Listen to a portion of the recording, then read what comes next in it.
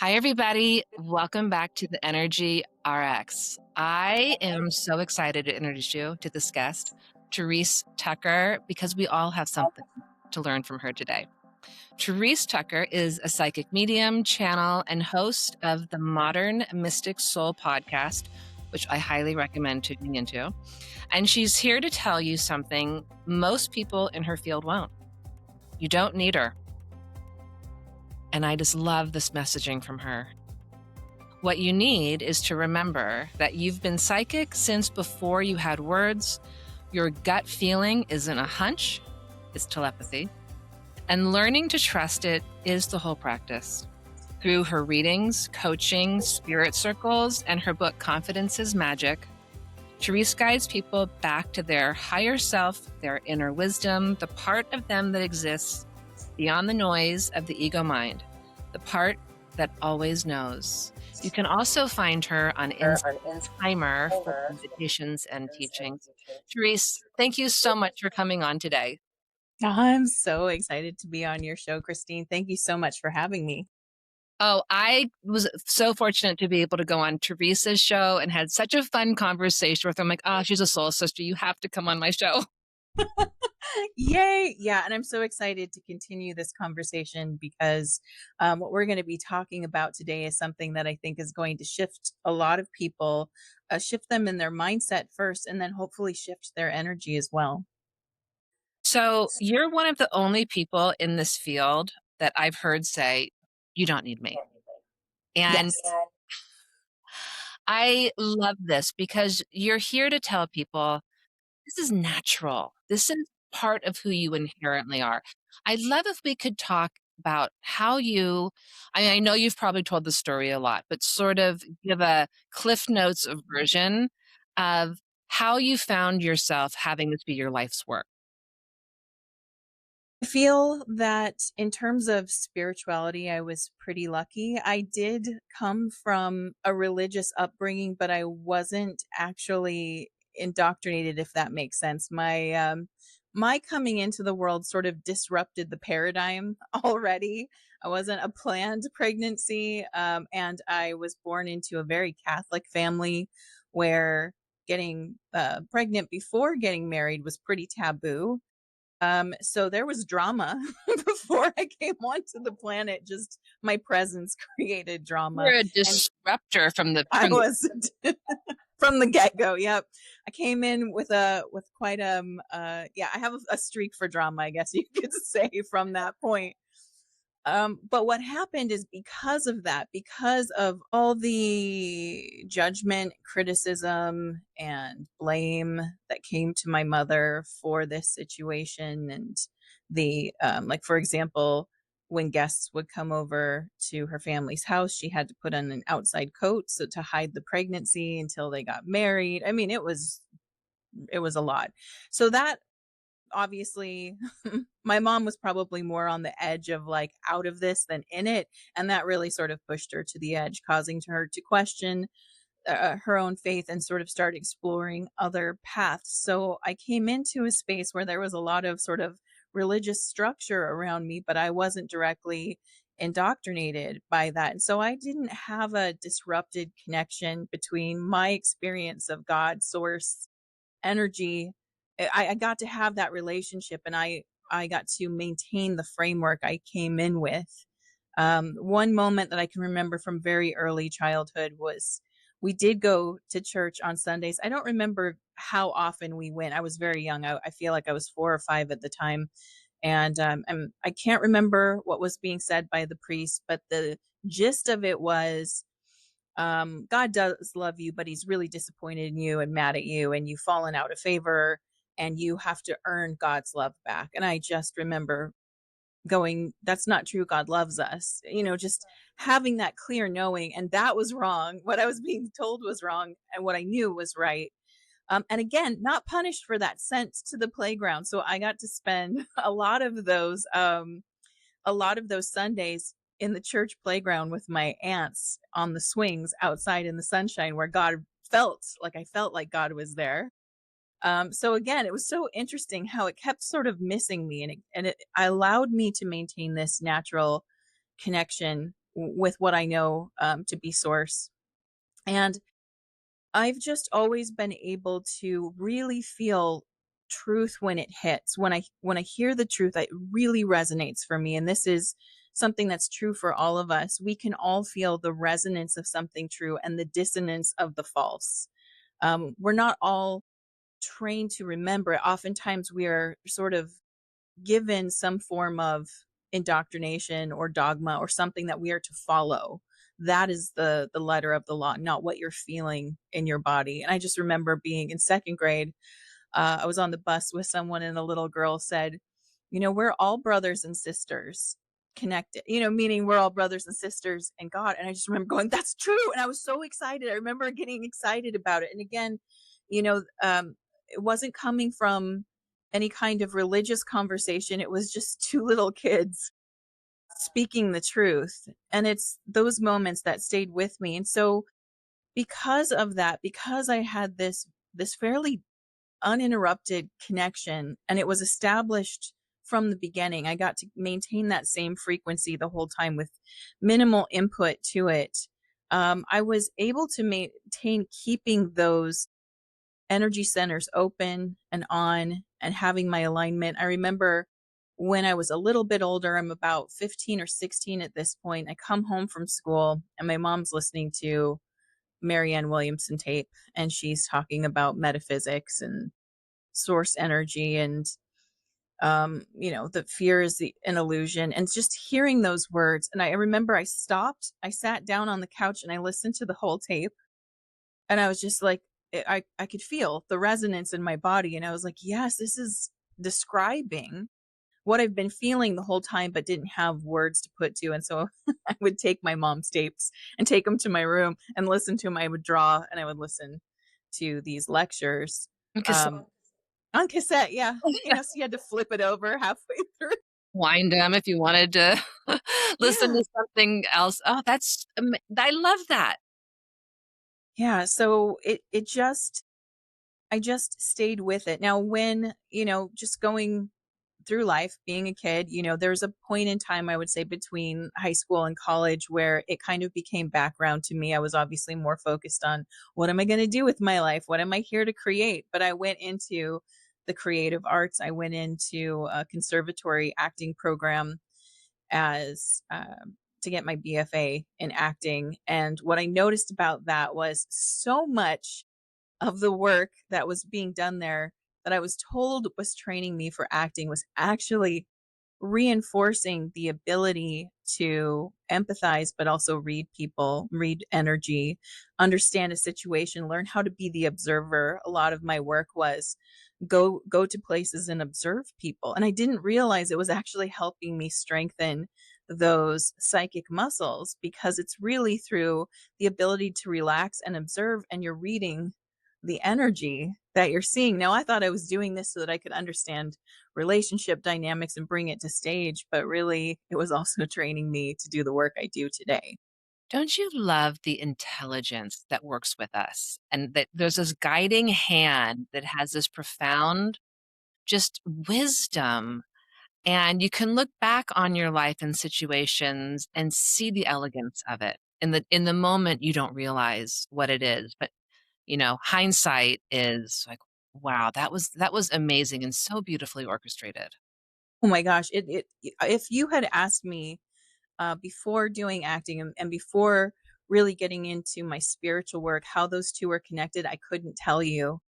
Being on this side of it, I can absolutely tell you there was so much body work, body awareness, awareness of your own emotional state. You start observing yourself, you become very strong at self observation when you are training in that way.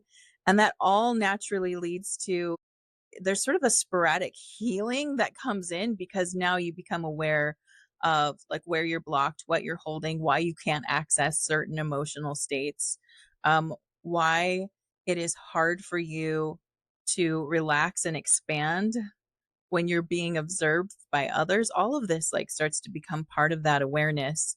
And it really opens you up. So there is definitely a strong connection between I would say any artistic endeavor and the spiritual world. And it makes sense because they're both happening in the right hemisphere of our brain. The access to both of those points comes from the same side of our brain. Okay, so you do a lot of work with this. I do. So you have, you were sort of guided, you came in, you had these spiritual experiences, you had a knowing within you that was never fully extinguished. It may have dimmed a little bit, which is natural, I think, for most people. Friends and school and career and all those things come up and they take the forefront, but you still had the knowing within you that was, and you go into acting. That's great training. That's great psychic training, intuitive training. So what's the thing that happens that you think, oh, I need to focus on this for as a career. I need to really commit myself to this. Okay. Yeah, this is a great question. Um, it was something I always knew. I have such a deep passion for connecting spiritually, and I always wanted that connection. So this is where programming kicks in, where you can see the disconnect and how it happens. Because deep love of spirit, so wanting to be connected and so programmed to think I'm not connected. So even though I am connecting and I'm having this uninterrupted flow, I'm holding a belief because there is a story out there, and there's a story that only special people have this. Only the gifted have this.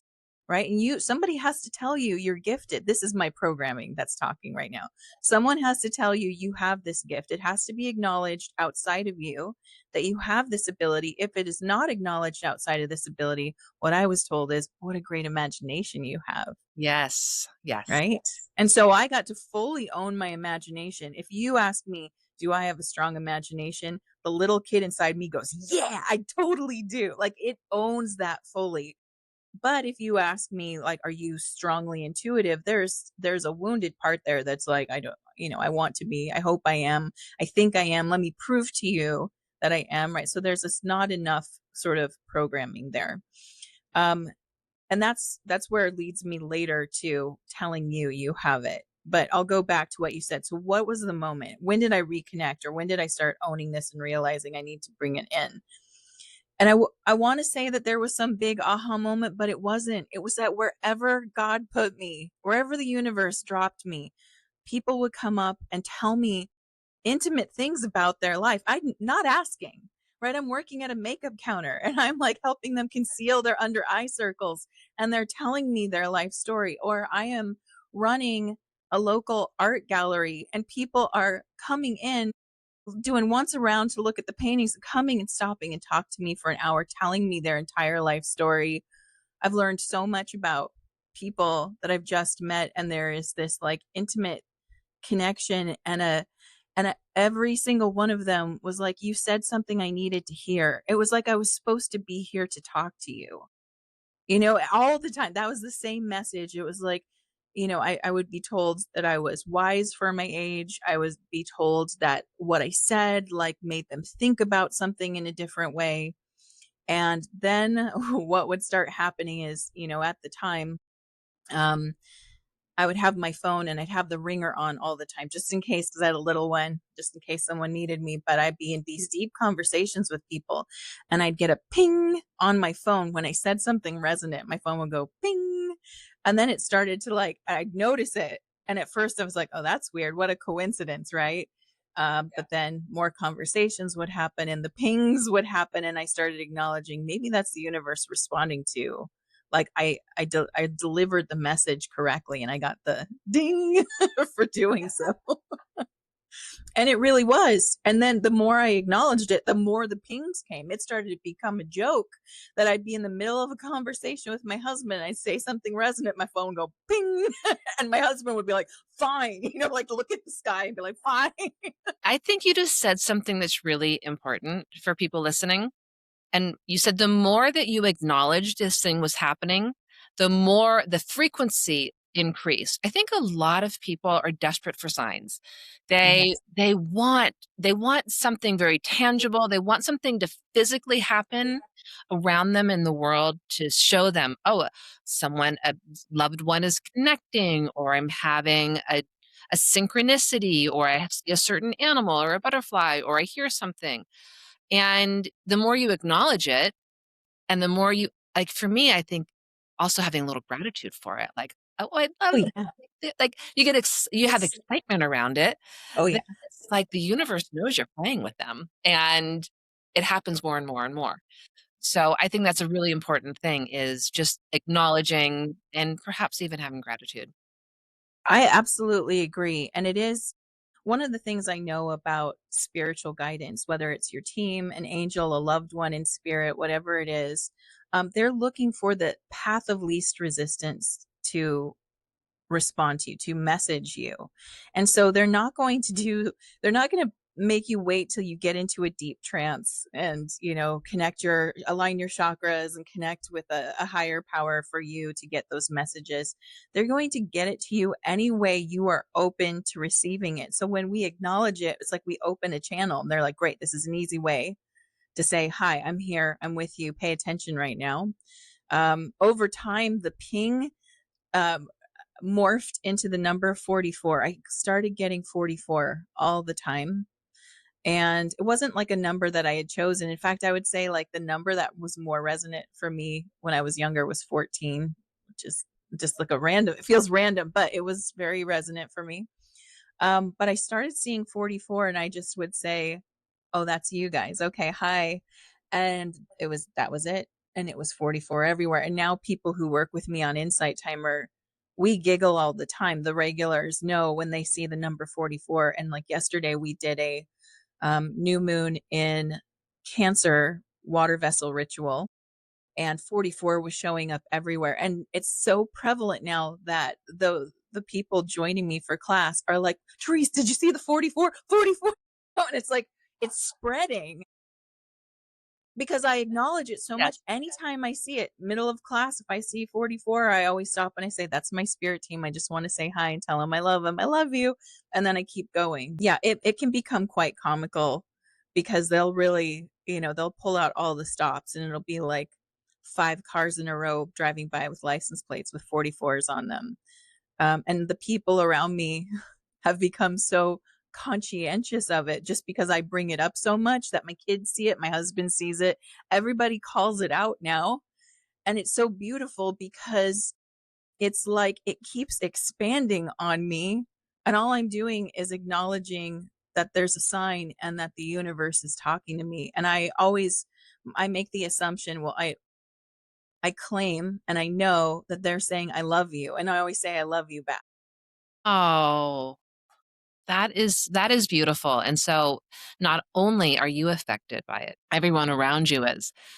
Talk to me a little bit about the nervous system. This is something I hadn't considered with spiritual work, but I think it's so important.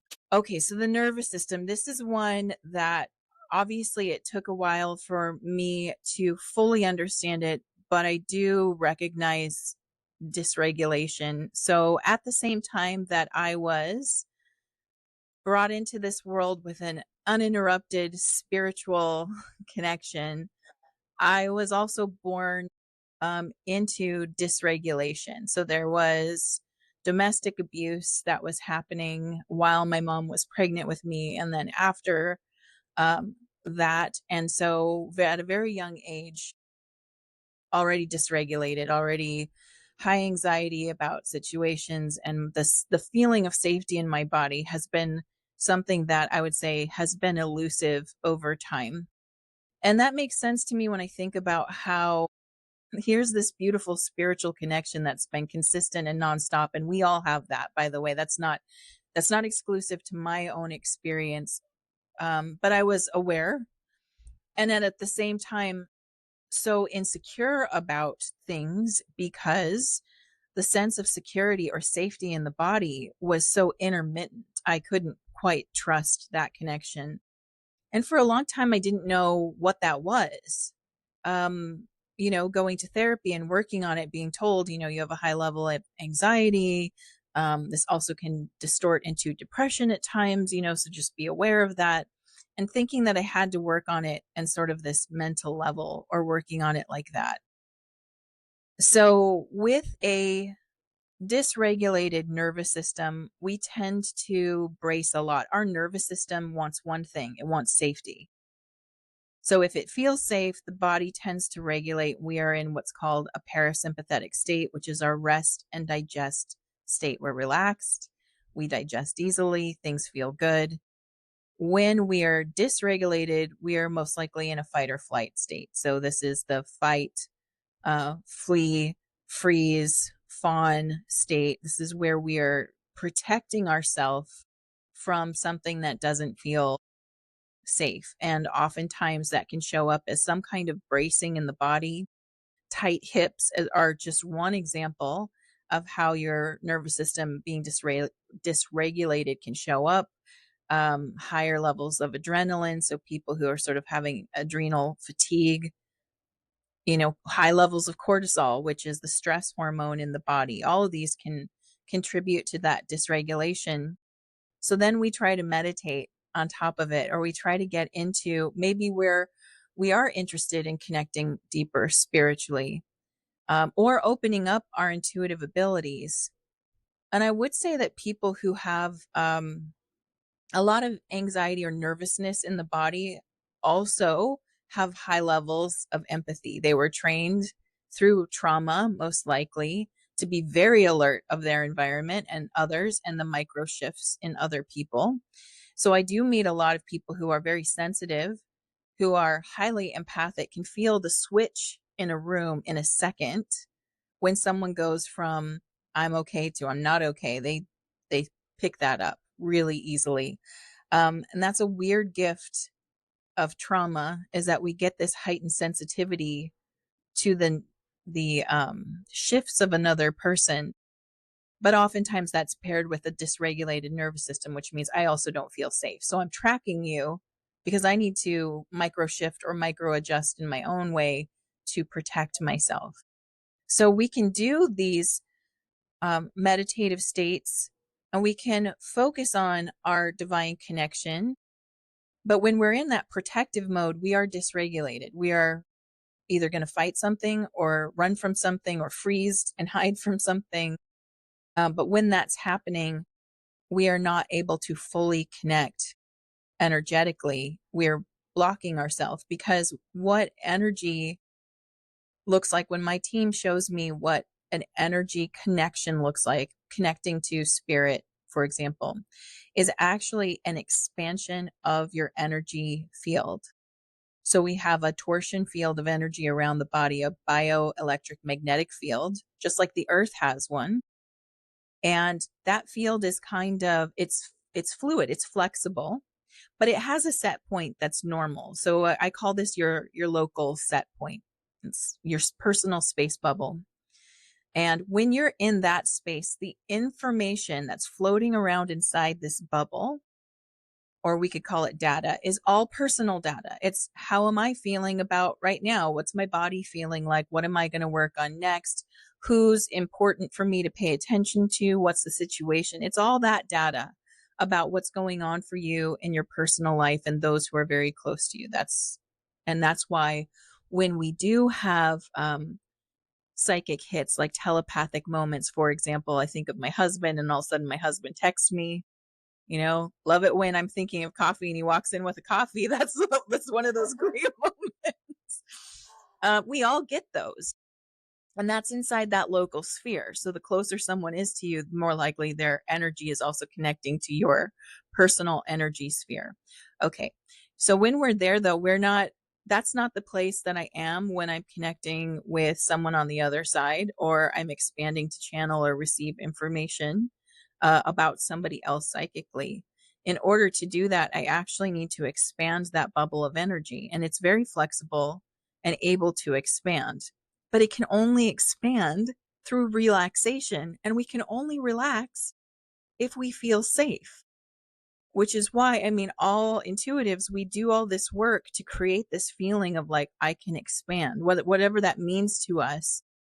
Before we start working, I'm sure you have a ritual that you do that allows you to feel that relaxation in your body, aka also safety. Even if you're not consciously thinking, I need to feel safe, you are doing something to promote that state. Because once you achieve that, you already know you can just keep expanding. Yeah. I mentioned to you that I go to the Arthur Findlay College, and associated with the School of Mediumship, they talk a lot and they have a lot of meditations. They call it sitting in the power. And so if you take a class from a medium teacher at the Arthur Findlay College, before you do a medium reading, you do a process of sitting in the power and sort of connecting to this greater energy. But no one that I've taken so many classes, has taken it down to, like, this very basic, and I feel like you can construct this program in order to begin to have these kind of experiences. Before we talk about anything, sitting in the power or taking it out to these other dimensions, let's just talk about your own body, how you feel sitting in your own body, and where is your nervous system? Because even having an awareness, I think a lot of people don't know what their nervous system is doing. So that's a huge step for, I think, for a lot of people is, am I feeling anxiety? Am I feeling unsafe? Am I feeling safe? And so I love that you make it, I feel like, accessible for everybody. Thank you. Yeah, I mean, it's hard. The nervous system, it sounds specific and abstract at the same time. You're right. Where is that in your body? Well, the irony is it's kind of everywhere. It's like a circuitry framework in the body, your network of nerves running through your body. Now, you have the largest nerve in your body is called your vagus nerve, and that connects from the heart up to the brain. And then it also is sort of, if you will, the spine of your nervous system, where all nerves branch out from this vagus nerve. And so really, one of the cool things about working with your nervous system isn't what are the nerves in my finger doing right now. Those are like that's like the leaves on a tree. Instead, go to the trunk, go to the root system, go to the trunk of the tree. It'll affect the whole tree. And so when we address the vagus nerve, which is that largest nerve in the body, it'll send the signal out for you, which is so beautiful. And there are so many techniques that we can do that address that vagus nerve directly. But I want to share one with your audience right now because we can do it right now. And I call it my like go-to exercise.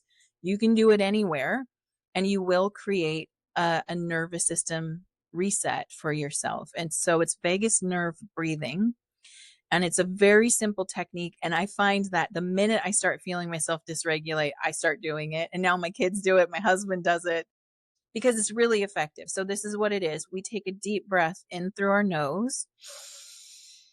You hold at the top. Now you can go for a count of 4 or see how long you can hold it.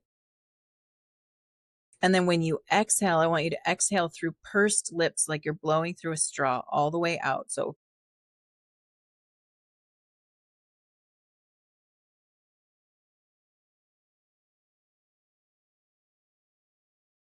now what you just did, the magic is in the exhale. So as we extend our exhale, the longer we can extend it, the better, because what it's doing is it is literally slowing our heart rate down. So as soon as we slow the heart rate down, that sends a relax signal through the vagus nerve. So it goes from the heart up to the brain, relax, and out, branches out throughout the nerves. So we're sending a relax signal out by simply regulating our breathing and doing this extended exhale. So after you do one, you might feel a little bit of a shift in the body. It might be really subtle. And it also depends on what state were you in when you started. So if you were in a pretty neutral state, pretty relaxed, one breath might put you into full relaxation. Whereas if you're in a hypervigilant state or a state of fear, one breath might not feel like it does anything. So I recommend doing at least 3 and seeing if that creates a shift.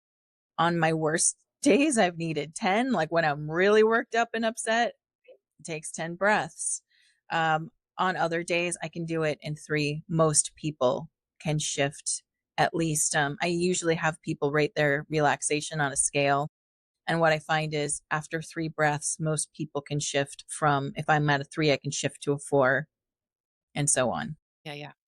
So your presumption here is that anybody has the ability to have psychic abilities, mediumship abilities, telepathic capabilities, and that the starting point is working with your nervous system so that you can be in this calm, maybe even neutral state to be able to connect with perhaps your own higher intelligence or other beings. Talk to me a little bit about that part of it. Okay, so what I would actually say is the starting point for any of that is belief. So you can relax your nervous system all you want, but if you don't believe that any of that that you just mentioned is true, it's not going to happen because now we are working with a very powerful part of our brain, which is called the reticular activating system or the RAS, and it's a mental filter in your brain. So at any given second, we have 11 million bits of data coming at us. Right now, you and I just now had 11 million bits of data coming at us. That's a lot. We are only able to consciously capture 27 to 40 bits of that data. That's it. 27. And that depends on your capacity. So if you're at high capacity right now, you can get a little bit more. If you're at a lower capacity, it might even be a little bit less. So I just want us to all recognize what that means for a second. In 1 second, 11 million bits of information are coming at you, and you are unaware of like 99% of it. Yeah. Okay. So what is in that data? So we have physical readouts of what's going on with us. We have environmental readouts, visual, auditory, sensorial, but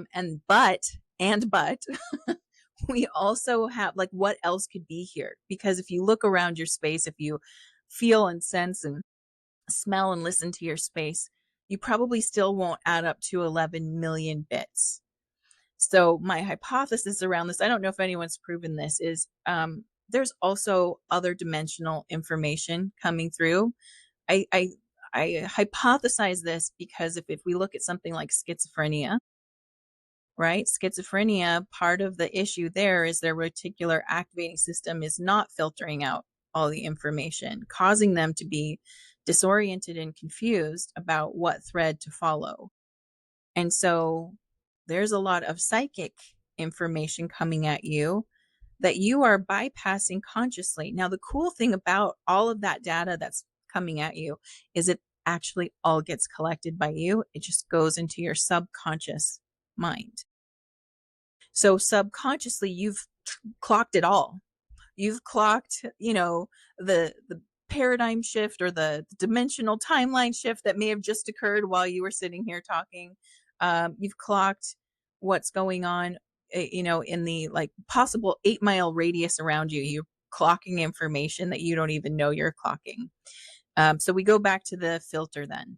Well, the filter, what's cool about it is each one of us gets to program our mental filter, our reticular activating system.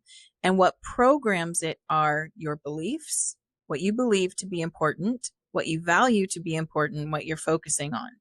So if you are a person like you or I who loves and believes in our spiritual connection and is looking for that, we're consciously looking for, show me where the validation is, show me where you're responding to me, universe, and where's the synchronicity. We're consciously going to clock it every time it happens. A person who is into telepathy, as an example, like is fascinated by it, loves to listen to like the telepathy tapes podcast, notices every time, their friend and them text at the same time because they're both thinking about each other, right? This person is already allowing that information to come through consciously. and they're recognizing it as a spiritual or telepathic connection. Now, here's the wild thing. A person whose mental filter is blocking that information is still having those experiences. They're just not consciously clocking it. So even the people who are like spirituality is, bogus, it's all, to sell crystals or something like that, Right. they're still having all the same things that we're having. They're just bypassing the conscious mind and it's going right into their subconscious mind. So this is what I mean when there's no chosen one about this, because we all have these we all have a I would say 99.999% of humanity has a right hemisphere, has the reticular activating system, right? Has the ability to receive energy through their field. We're receiving energy all the time. We receive energy from the earth. That's vital energy that we receive through our body constantly, right? So we're energy receptors, we're magnetic, we're bioelectric, right? We have this capacity to connect with one another, and none of that is extraordinary in that only some of us have it. Only some of us are open to it. That's the difference. Right. That's a really great way to break it down and simplify it. That just makes, I think no one can argue with that. And we all can see that, friends and family who have different levels of, sort of openness and not having beliefs so crystallized. We all know people who are really set in their ways and in their beliefs, and that's perfectly fine. That's the life that their soul wants to live. And then other people who are really wide open. It's like, "Oh, I'm here to play. Like, what do you wanna show me?" So your argument is everyone has this, and Mhm. you can make a decision and a choice to open up these systems more and start to notice and start to become aware. Absolutely. In fact, in order to grow in any way in our lives, we actually need to adopt a growth mindset, which is a more open, flexible mindset. And what that does, right? Our growth mindset allows us to reset our reticular activating system, whereas a fixed mindset, where it's like, this is how it is, this is what I was told, or this is what I've decided. And so therefore, nothing else can be true. That person, it's not that they're actually inflexible, it's that they are locking their own mental filter. The cool thing is they can unlock it at any time. And then we kind of get into the side discussion about change and why some people can change easily and why some people can't. It's not because they are incapable of change, it's that they have not decided that they're going to change, and therefore they don't expand, they don't shift or adapt into a situation. But do you think that maybe for those people, and maybe a lot of people never do. They live their whole life that way. And Hmm. when I see people like that, I think, "Oh, that was their soul wanted to have this experience of having sort of a rigid, fixed experience," which is perfectly fine. That was their mission in this life to maybe in another life, maybe in their past life, they've been really flexible. I don't know. So because I love this so much, I can't imagine not wanting to be a part of it and not like, I do not wanna be a part of this. This is so amazing. But also, it's like, well, if we have, there's, like, infinity around us, yes, you're gonna have some lives where maybe that you have this very concrete kind of experience. That just seems horrible to me. I would agree with that because from my personal point of belief, I see all of us as an expression of source. Source is trying to experience itself to its fullest. So, of course, it would have some experiences where having a fixed or closed mindset would serve Source ultimately, because those lives tell Source the story of fixed, closed mindset, set rigid belief system through an entire life. What does that look like? What are the advantages? What are the disadvantages? And it gives information back to Source. And information, the data that I talk about, is like the currency of the universe. It wants to know itself, hence why it's always expanding. Is there more to know? And the cool thing is, yes, there's always more to know. There are infinite sort of gosh, it feels like building an avatar in a computer game, right? And having like all the outfits and all the like personality traits. And, for those who play like those character driven games where they're like, I have this much stealth or that much, cunning or strength or something. There's an infinite amount of different types of character archetypes that we can play. And I think that even as a soul that's having a moment of a soul arc journey, right? Because we are having a soul expression during this period of time. So it's not just, Therese having this one soul experience. I have been many things in my journey of what does this one spark of source do when it starts as something like an element of hydrogen, and then that element of hydrogen becomes a amphibian, and then that amphibian in the next life becomes an aquatic plant, and so on and so forth, right? So it's this whole progressive arc that this soul is going on. And then once we do that one, what do we do? Like, that's the question that I think a lot of spiritual teachings have, is once we have completed this soul arc journey and get to that final octave of source energy, there's something beyond that is called the great mystery. We still don't know. So for as much as we think we know, the joke is you still don't know. There will always be more mystery even after this point. So yeah, I mean, I think you're right. I think that source is going to do everything, because why not? Because it can. Because we have infinite time. So it's being compassionate towards the people who are really cemented and concreted in their journey, that's where they're supposed to be. So not having judgment for the people in your life who aren't willing to explore, like they're where they're supposed to be. Oh yeah, we need them to play the parts that they're playing, because they provide the contrast that we don't get to experience so much when we're in our full sort of like soul source connection, right? There is this beautiful coherence and cohesiveness. Why have a life expression at all if we could get that information over there? The reason why we love to come and embody and have a more streamlined or singular experience is because I get to feel what it's like to come into this life, and I want to be really open. And the people who say, well, I don't want that, or this isn't true, or not, they provide great contrast for me to understand what my desire to be open is. What is that? I don't know fully what it is unless the contrast presents itself. That's a beautiful way of looking at it. I love that. That is beautiful. Okay, so the first step is belief. So Yes. on your spiritual path, what's step number two? So once I understand that I have access to this, so there's kind of two gateways in it with belief. One is belief that it's even real. I mean, that's kind of fundamental. Okay, spirituality or connecting spiritually or having psychic ability.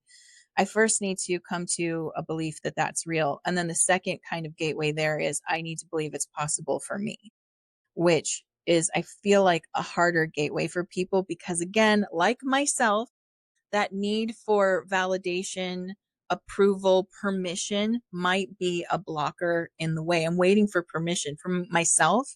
That was a big one.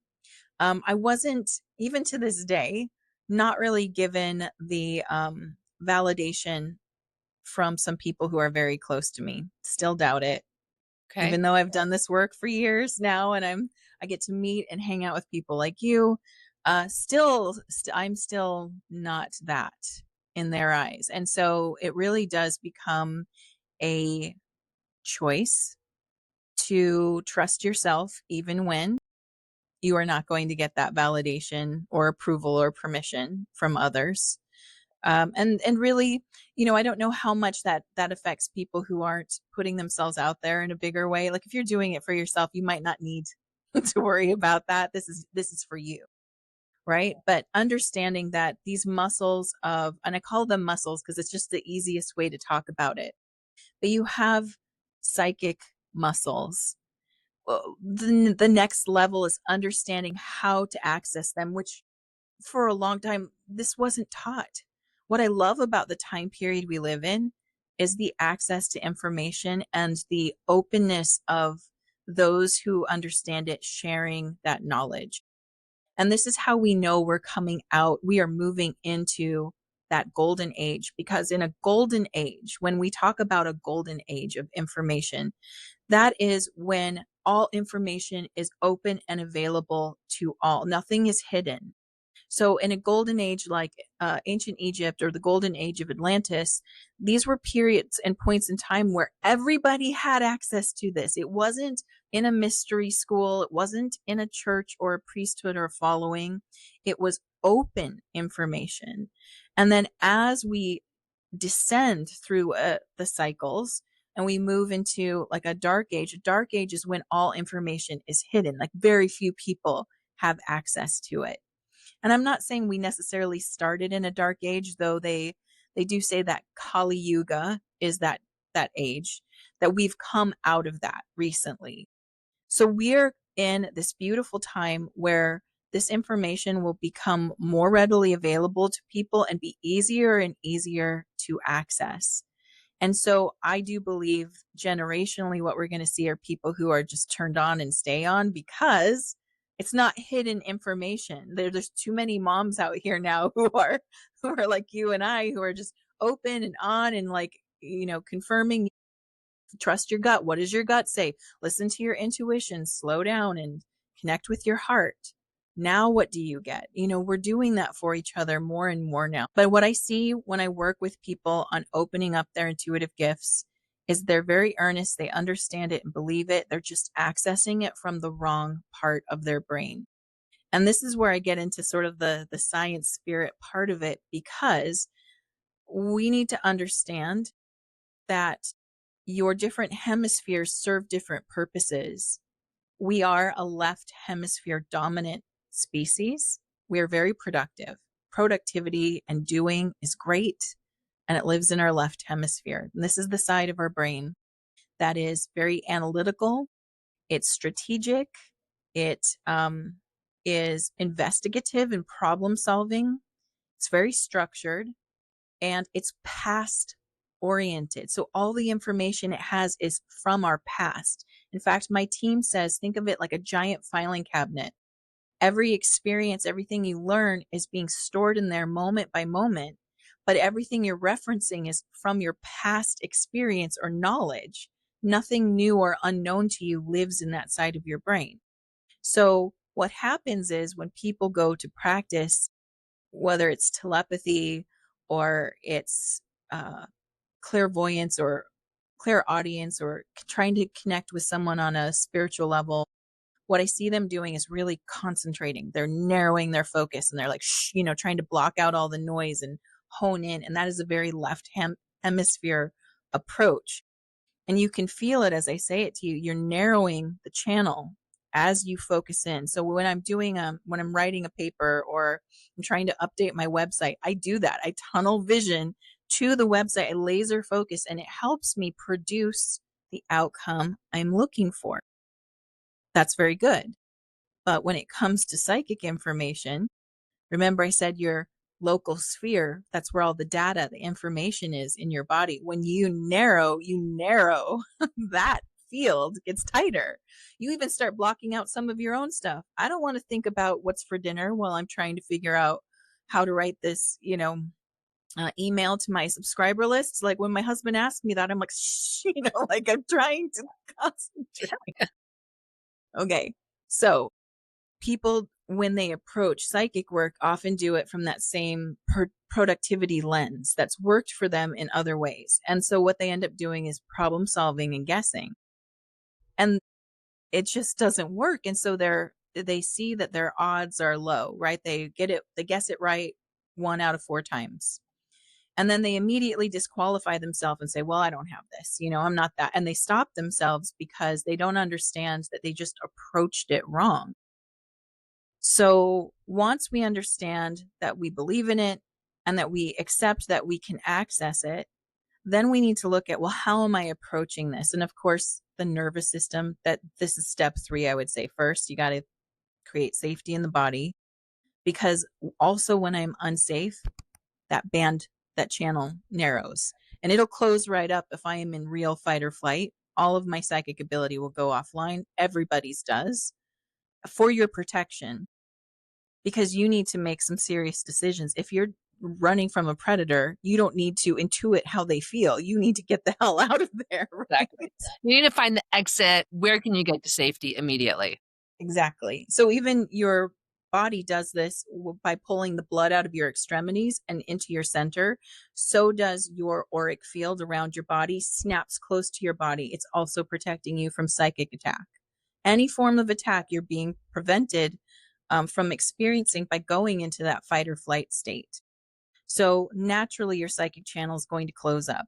It makes zero sense to use it. And that's your intuition is designed as part of your instinctual protection toolkit that you were given at birth. So we need to understand that if I'm freaked out right now, like let's say I'm excited, I'm going to work on mediumship, but I'm freaking scared of ghosts, right? Like I don't want, what if somebody scary comes through, right? Well, if I'm holding that feeling, there's no way my nervous system's like, we're done. Before you even start, we're done, because I don't want you to get harmed. Your protection is my priority. And so naturally we clam up. It's hard for us to connect. And then we tell ourselves, see, you don't have it. And then we write it off. And maybe we feel a little bitter and sad about it because it didn't work for us. But what we have to understand is, until we feel safe in our nervous system, create that safety in our body, we can't get into our right hemisphere. So your right hemisphere, if the left hemisphere is like a filing cabinet, your right hemisphere is like the World Wide Web, except instead of connecting to computers and the internet, it connects to the quantum field, the Akashic, right? So you have access to all of that. Now, here's where I get excited about the fact that intuition is something that we might think of as abstract, but your subconscious is accessed through your right hemisphere as well. And I told you 11 million bits of data are coming at you and being stored in your subconscious mind. In the tarot, the card of the star, which is my favorite, represents the ability to access through meditation that information. And so they equate your intuition as a fishing hook, and you bait the fishing hook with the correct question. Now, the correct question, we'll get into that in a second, but bait it with a question. You send it into the waters of your subconscious mind, and it will pull up the answer for you.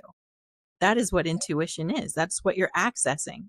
And what's in that water? All the data that you've received that you didn't even know you had is right there. So then we get, instead of worrying about, do I have a fishing hook? Yes, you do. Yes, you do have intuition. Now it becomes about being better at baiting your hook.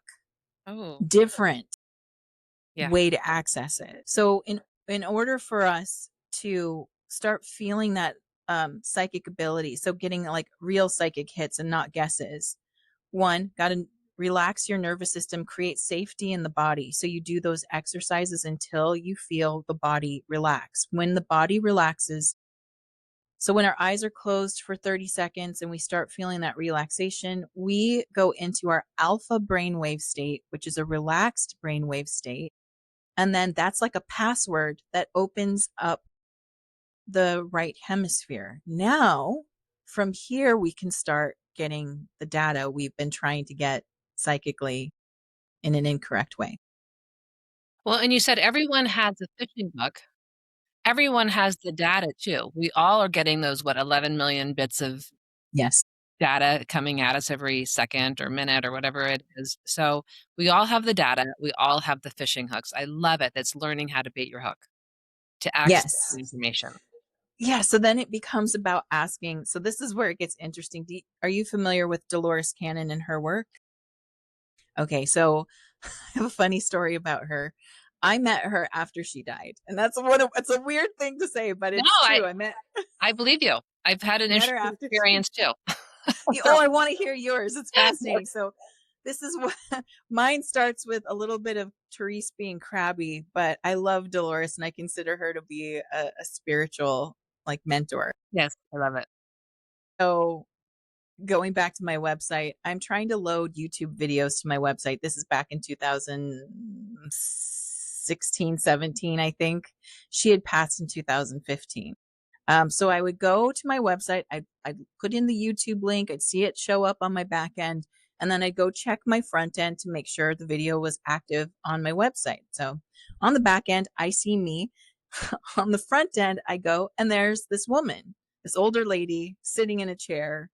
And I'm like, what the hell? You know, and I'm like, go back. And I'm like, where's my video? So I go back again. And this happened to me so much that I started swearing at her when I'd see the, like, what the F are you doing here? Get off my channel. Never patient enough to click on the video and listen to what she was saying, though. Always more impatient because my needs, my will be done, right? So little lesson for me. But finally one day I just like had it. I had it that she kept showing up instead of me. And so I clicked on one of the videos, and of course I was like, like, this is so good. I don't remember if it was like the 3 waves of volunteers or something just profound, because her teachings were amazing. I remember going into meditation to go apologize to her. I was like, I'm so sorry.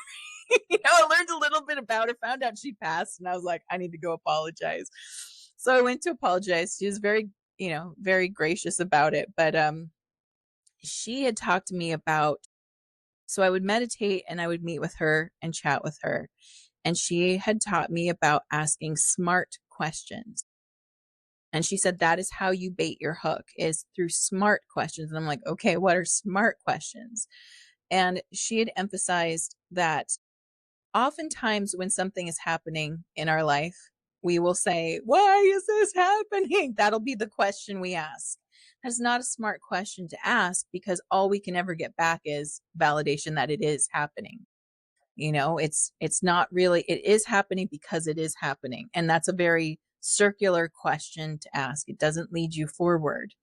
So you need to ask questions in a way that help lead you forward. What do I need to know right now to help me move out of this situation? Would be a smarter question to ask. What is it I should be focusing on right now? What does my partner need right now that I may not be giving them at this moment? Is a smart question to ask, because when we ask these type of open-ended questions, we can retrieve the data. We bait the hook with a really good worm, right? And we go down and it picks up the correct data, the information about our partner that's been coming at us that we totally sidelined because it wasn't part of our conscious focus at the time. All of it'll be there. And that's such a good reminder, is just being clear in your intentions. Having clarity with your psychic information, with the spirit world, having that commitment to speaking clearly to it, I think is important. Yeah, absolutely. And it's one of those things where, we have to understand the nature of the universe that we're working with. On every plane of existence, the universe operates slightly differently. And the plane that we exist in right now, ting. I love it. There you go. There you go.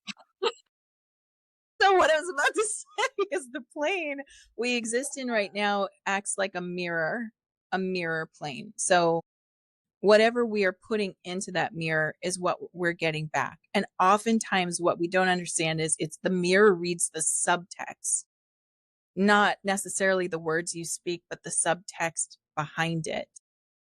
Right. And so what gets reflected back to us is really sort of that, maybe the core or the feeling underneath what you're saying. So for example, I always share this with my intuitive students.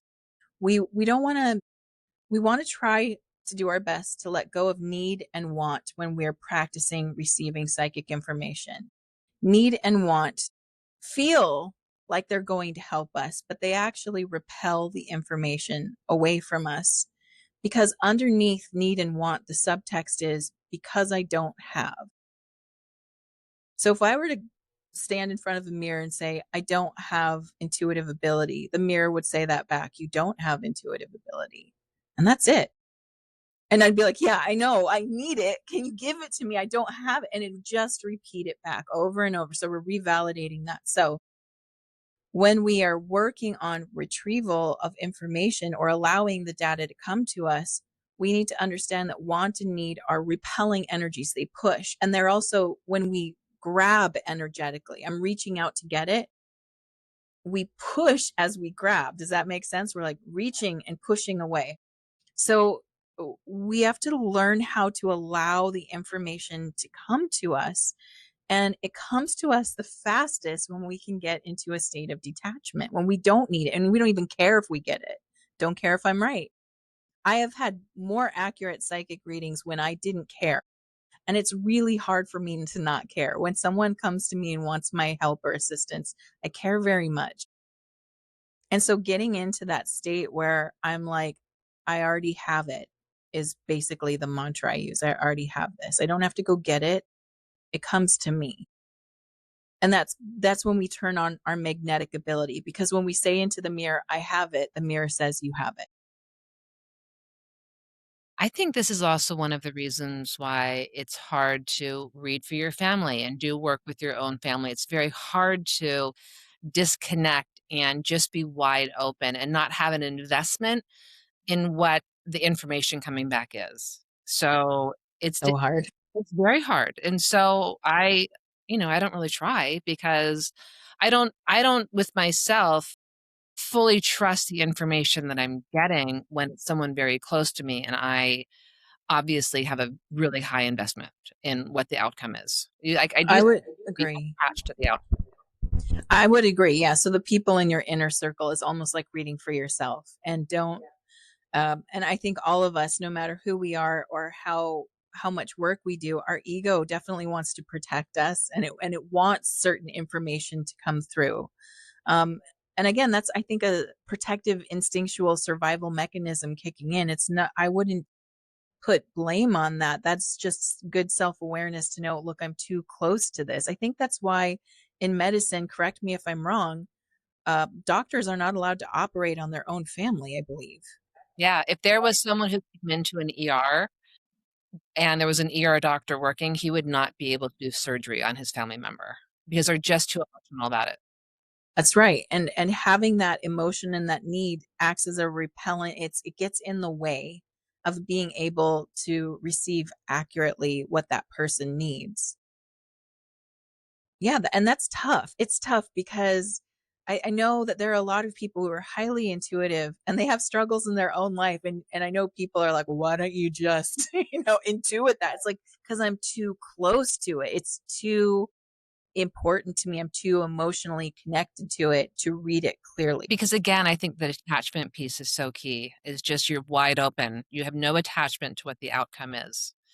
And And I want to remind people of the power of detachment. And I often ask people in class this. I'll say, have you ever gotten something that you didn't want? And people are like, yes, all the time. Everyone's like, oh, yes. And I'm like, I can remember a particular job that I didn't want. I didn't need it. I didn't really want it. It did pay more money, but I didn't care if I got it. And so I decided to go to the interview because I'm like, look, I try to take advantage of opportunity when it presents itself. But I remember thinking, I don't care if I get this. And so I asked for the highest amount of money I could get. And when they were like, well, I'm not sure. I'm like, yeah, I'm like, well, that's what that's what I'm worth. I'm like, and I'm just like, I don't care. And of course I got the job and I got the call that day. And I could just remember that and thinking like, wow, if only I could treat every audition I was going on at the time with this level of, detachment, because I was so secure in that moment when I didn't need it. And that's what I think also kicks in, right? Is a little bit of insecurity kicks in when we need it. Because again, the subtext is, I don't have it. yeah, that is really good information and to think about trying to have that just openness, allowing, and detachment. That doesn't mean you can't have a want or a need, but just not being too closely bound and tied to it. Yeah, it's a tricky I mean, I'm not going to claim that I've got that down. There's definitely things in my life that I have big hopes and dreams for. We have talked about this on my show. I love working on a goal, having a North Star, but you have to really have detachment about that and be okay with the universe saying, okay, thank you for that information. we'll start on this path, but I've got a few twists and turns I'm going to give you that are really more aligned to you, and being so it's this weird balance of sense of direction so that you're not, I mean, you need to be, if we were on a game board, but nobody put themselves on the start, where would the game go, right? So we need a place to start from, but having a detachment and an openness and the ability to stay connected, paying attention and following those threads of synchronicity, right? That's important. And it's a very nuanced balance, I find. It's something I get sometimes in some areas, and other times where I'm just really, it's like I need this to work out. Oh man, the need is such a blocker. And what I find is I often stall in those areas. It's not that they go away, they stall until I can finally surrender Yeah. that need. I have found with some of those areas myself, it is sort of like that's information in and of itself. Like, why do I feel that need? And so asking questions to yourself. Again, asking smart questions like from Dolores Cannon, asking the smart Yes. questions like, what is it? Why do I feel so attached to this? And that I think can help actually unblock it a little bit and free the energy. Because to me, again, that stickiness is almost binding the energy in some ways. And so you just want this wide open channel. So if you're too fixated on a certain outcome, there's a lot of possibilities that get narrowed. Yeah, and some of those places you're gonna have to drill down a few layers before you get to it. It's gonna, yeah, and these might be those points in our life, in our soul contract, where we're like, this is the area where you have to drill down because the thing the soul wants to express or experience in this life is in all those layers. Yeah. And understanding the deeper you go and as you're drilling down, enjoying the process of it. You're getting to know yourself better. You're getting to understand yourself better. And so through the process, even though you think, "Oh, I don't wanna be here, I wanna be over there, and I'm irritated I'm not over there," getting the part like, you're not gonna get over there until you can drill down to really understand what's going on inside of you and understanding your own psyche and your own being and your own energy to do that. Can I share with you something that's happening astrologically as we're talking? Because I think it resonates with this. All right, so we had the new moon in Cancer yesterday, and today is the 15th when we're recording this. On the 18th of July, there is a formation astrologically that's called a Barbo's basket, also known as a cradle in astrology. And it includes Jupiter, Pluto, Uranus, and I believe it's Neptune. And they're all forming at 4 degrees. They're all, because they've all changed signs and they're all hitting the 4 degree mark. And this includes so these are outer planets, and that means collective. The collective is being affected by it. Now, the cool thing about this cradle is it means we're being held by the universe. We're like an infant in the cradle being cared for. And the ultimate message is you're deeply loved and you're deeply held. But the new energy that's here is really interesting. And as I've been working with people lately, across the board, last night I listened to a couple of clients, and they were all talking about how they're facing these really intense shifts in their life. Something is being changed on them that's outside of their control. It's not what they would have called in, right? It's not the happy new job shift or like something like that. It's like dealing with an intensity, a discomfort in their life that's coming to the forefront. They're being asked to stay in an uncomfortable place and trust that they're being held and they're deeply loved while they're there. And I find that is sort of, it feels like a universal theme. Everybody's getting it. Not everyone's getting it in the same area of life. It's something where you have been maybe trying to skirt around and stay in the comfort zone of, but you're being pushed into this uncomfortable space where you have to, well, you're being asked to hold the trust while you stand in this very uncomfortable space that creates vulnerability And vulnerability, a lot of people try to avoid it because it feels so unsafe for them. And yet it's literally a sign that your heart is open. And we're being pushed into places where we feel vulnerable and there's no seeming solution yet.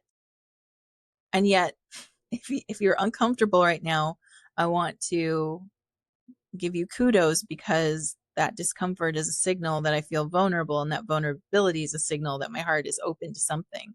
I feel open somewhere. I bring all that up because this morning I was listening to another person talking about the nervous system, and she was talking about 5 signs that your nervous system is healing that you might not recognize as healing. And I feel like it's relevant to this conversation because when it comes to healing or energy work or psychic ability, I feel like I myself have always equated it with good feeling. Like it's going to feel better. It's going to feel safer. It's going to feel something I want, right? Not exposed, vulnerable, like seen in ways I don't want you to see me. And yet, when your nervous system is healing and resetting itself, you finally are going to feel the things that you have not felt or let yourself feel. For example, let's say you're a person your trust has been broken, it's been betrayed, but you had to keep going. You had to hold it together. You had a family to take care of. And so you process it, you cry your tears, you have those feelings, but you've moved on. You had to keep moving because life keeps going and you're trying to maintain some normalcy or stability in your life. But you recognize your nervous system's dysregulated. So you go and you do the healing work. And then the first thing that happens, instead of this feeling of relaxation and comfort, is grief. The grief that you didn't let yourself feel because you didn't have time to let yourself feel it. But now your nervous system feels safe. And it's like somebody unpaused a movie that was playing and went, play. And now the grief shows up. I bring all that up because I I am not discouraging anyone from doing any of this work. In fact, I highly encourage you to do it. There's no time like now to start. Like just start doing it. And I want you to understand that we are, as you do this work, it feels messy, but it means you're getting it. Like the signal gets crossed for us. We're like, oh my God, I'm in so much pain. But it's actually because you finally are allowing yourself to move through it, and nothing gets healed without going through it. Right. And same with the opening up your abilities. You are going to become more sensitive to everything. Everything is going to be felt differently through activating these muscles. That doesn't mean you did it wrong. It means you're doing it. So those are all wonderful tips. And I think that being brave enough to dive into it, even if you may feel things more deeply, and it does open up some of those areas that have been repressed within you. That's a great tip. Therese, we are at an hour and 15 minutes, and we haven't even gotten into your channeling, your spirit. Okay. I know you talked to the Pleiadians and the Arcturians. Talk just for a little bit about all the host of things that you do, and people can come see you also on your beautiful podcast. Thank you so much. Yes. So let's see if I can make this as succinct and make sense as possible. Yes, I do channel. I channel with the Golden Circle Council of Sirius. That's the group I work with. And also the Arcturian Council of Light. They work co-together. So it's like the trifecta. The 3 of us come together. And I do that when I do my spirit circles, which happen every new and full moon. So this is an event that I host. We do some alignment with the current astrological clock, what it's telling us it's time to work on. We work on some of that. We usually there's a ritual we would do with that, either for manifesting or for healing, depending on the moon. And then, yes, this channeled messages, they come through. And people get to ask questions to this group, and those get answered in the channeling. And then at the end of the spirit circle is psychic Q&A time. So you get to ask me a question. I will answer from your guides a personal question for you. So that is one thing I do.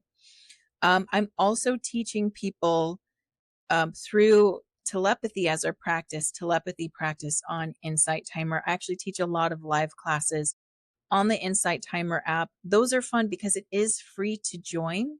So you do get to work with me. Everything that we talked about today, I help you put into practice. I also do teach nervous system regulation work on Insight Timer, and I have a lot of videos and meditations for people there. If you don't see me live, there's a lot of tools. And I'm getting incredible feedback on these tools, especially the ones that are helping people move through compound emotions. So really quickly, a compound emotion is when we have multiple emotions happening at once. We have pure emotions like love and joy, sadness, anger, fear. These are pure emotional states. We tend to move through those faster. We process them faster. Many people get caught in their compound emotions. And so I have a lot of videos that address different negative compound emotions and help you understand the layers of it and start to work through those.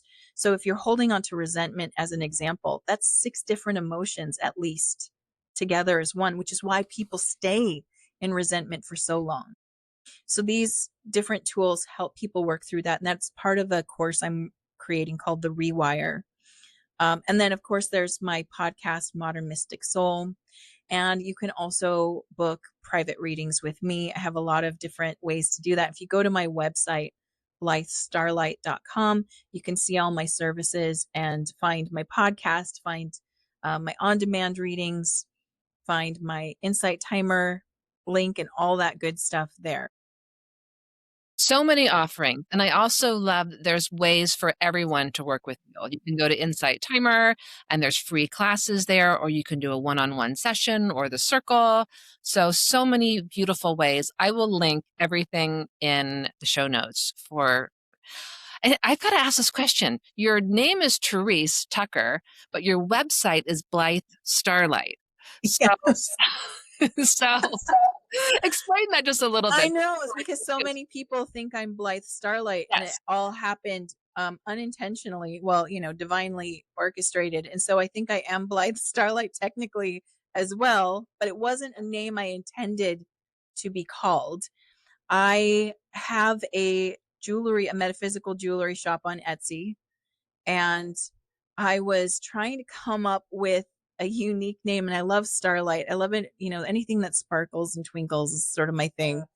And I've always loved the name Blythe, which in Old English means joy. And I studied Shakespeare. That's what I thought I was going to do, is I was going to be this Shakespearean actress, right? And that's that. And so that's a little bit of, it's connected to that version of me. But it means joy or joyful. And I just loved joyful Starlight, but it's not, I liked Blythe Starlight. And then, after a while, I put everything that I did under that name, under that business. And so now I have people who call me up and they're like, "Hi, Blythe." And, and I just go with it. I'm like, okay, yeah, I'm also Blythe Starlight. Yeah, you have 2 personas. They're There it is. there it is. I call her she's the mystical librarian. That's who she is. So Blythe Starlight she is the librarian that can help you find any of the resources that you're looking for in the Akashic. She goes and gets them for you. I love that. Okay. Is there anything that I haven't asked you yet? Anything more that you want to share before we? I've shared a lot with you, and I have a tendency to do that. So I feel like we've covered it. I think I would like to just echo the message that is in the sky above us at this time, which is that you are being held despite how it feels, and you are deeply loved. That's a beautiful message. Therese, thank you so much for coming on and just so freely sharing your wisdom and your information. I think it's going to help. Thank you so much. It has been a really beautiful time to spend with you. And I love talking to you. So I'm like, when do I get to talk to Christine again? Well, I know. We'll have to do this again. So, I'd love okay, to. everybody, thank you for staying with us, and I'll see you next time.